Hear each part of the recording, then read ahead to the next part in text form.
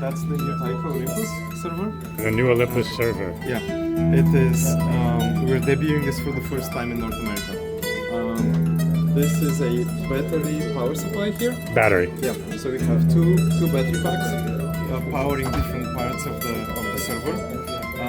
This is a linear power supply, coated in epoxy with this thick, copper plate. Yes. This is only charging the batteries, Right. And the batteries then go to those yan regulator.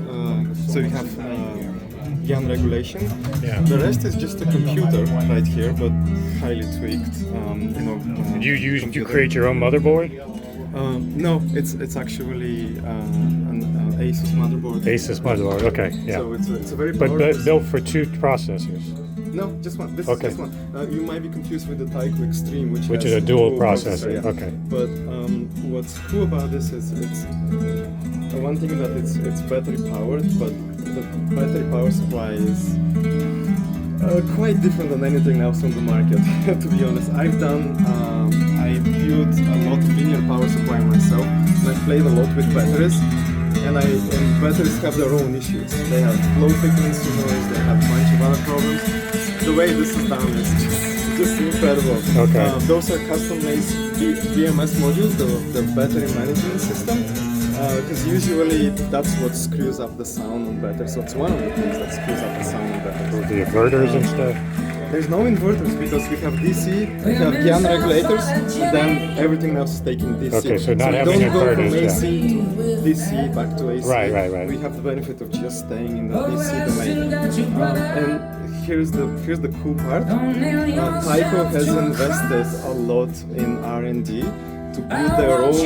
It's called HDMI card. Okay. And that HDMI card extracts the music from the computer in a very special way that no one has done anything like that. Because we have USB, I2 AES CPU, SPDIF. Those are the typical formats to transport digital from let's say your server streamer to your DAC. They've done something newly developed protocol. There was a lot of R&D that went into this. And you don't see the HDMI card here. I'll explain why in a second. But this is where usually the HDMI card sits, and you have different daughter cards that you can install on the HDMI card.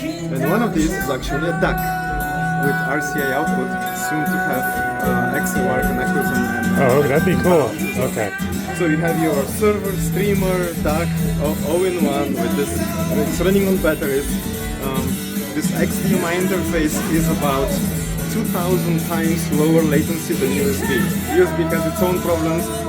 Taiko with their first server, the Taiko Extreme server, had kind of maxed out what you can squeeze out of the USB. They have their own USB card. They have their own USB driver.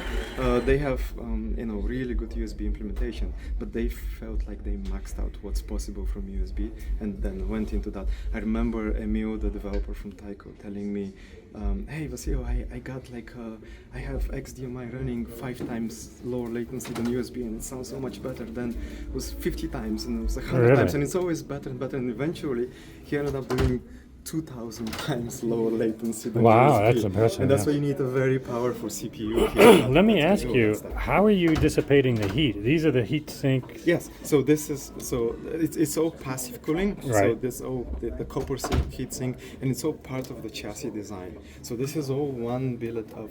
How is air aluminum. getting over these heat sinks though to cool it? Is it? Oh, this is kind of perforated. Yes, that's the. So top, that's where which- you're getting which it, we're the air moving. that's Yeah, coming so across. there's But there's air no coming fan from though above. giving. No fans. It's. But is fully- it using any kind of convection or anything No, like it's that? fully passive. It's fully passive. Okay. Yeah. So I'm So very that's excited. impressive that you can dissipate, because this could be a lot of heat. It is a lot of heat, yes. Yes. And it does a really good job. Look at this copper plate on the bottom here. If you put your finger, the whole thing is running on that big. That's part of the heat sink, is the copper plate? below it, or just this? No, just that. this, So there's right. a copper plate underneath Okay.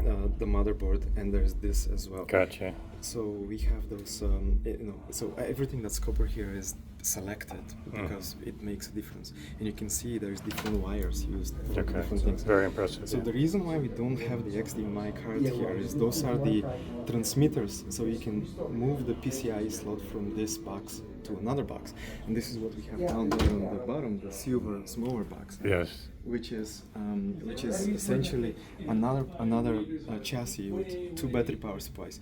We move the HDMI DAC into the other chassis. We move the network card into the other chassis, and we transparently transmit the PCIe slot from that chassis to the other chassis. So you have more batteries, more isolation. Okay. It has the benefit of all of that stuff, and it sounds freaking amazing. And this is just the beginning. That HDMI technology is just kicking off, and it's gonna get better and better. There's already a version in the lab that sounds significantly better than this. So very excited about that stuff.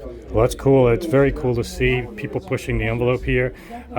As cool as you're talking about the HDMI, I think I'm pretty impressed that you're able to dissipate the heat. Now, what is this running? Is it running just the Rune? How much soft Rune? Okay, so the processor is really not asked to do too much. Right, yeah. That's why you can get away with no. Yes. Yeah. Yes, Okay. yeah. All right. Because I know in mine, it's very easy to get too hot. Yeah.